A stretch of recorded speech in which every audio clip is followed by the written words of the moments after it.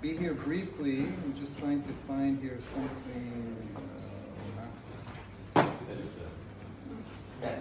First of all, that's mine.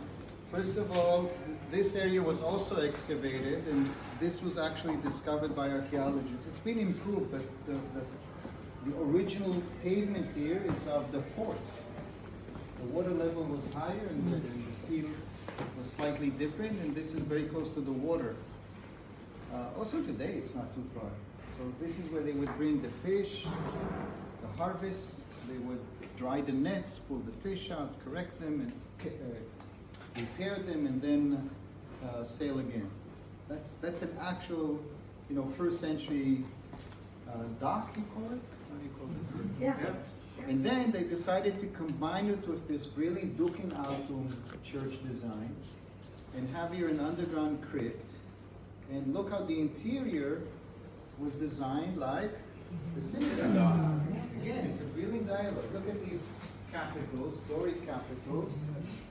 Okay, and their dimensions are not really correct to the Greek order. But these are Jews, these are not Greeks. They're just using in general the Greek concept. And the color, these colors of red and green, but they're all abstract.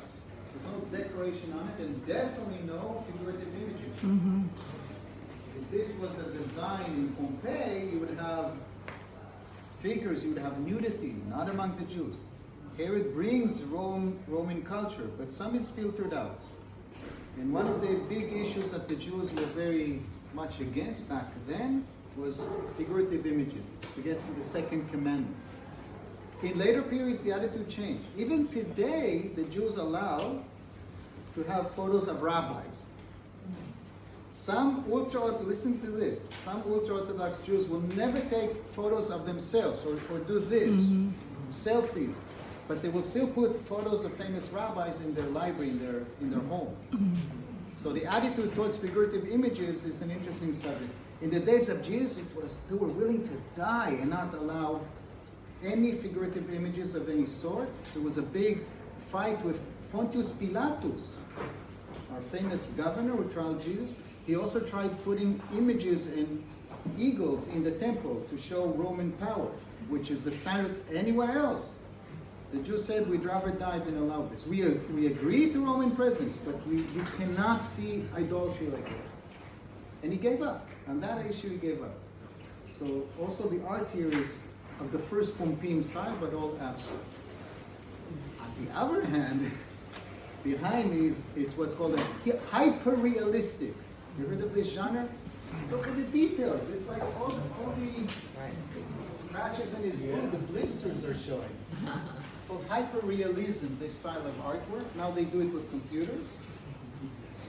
And you don't see everything. You just see a small detail of people with sandals. So it's around here. This is a prayer shawl. So they're Jews. And this guy walking in the middle, and a woman, an elder woman, is putting out her hand to touch the edge of his garment. What is the story? Mm-hmm. The woman with the hemorrhage. Woman touched the edge of his garment and was healed. Okay? It happened. I don't know. It happened somewhere else. Okay, and it's a beautiful place. Actually, I wish Eamon would have been with us for this, because he has a great introduction of this. I'm not a Catholic priest. I'm not Eamon. But this is my input on this. Questions? Because I think the next group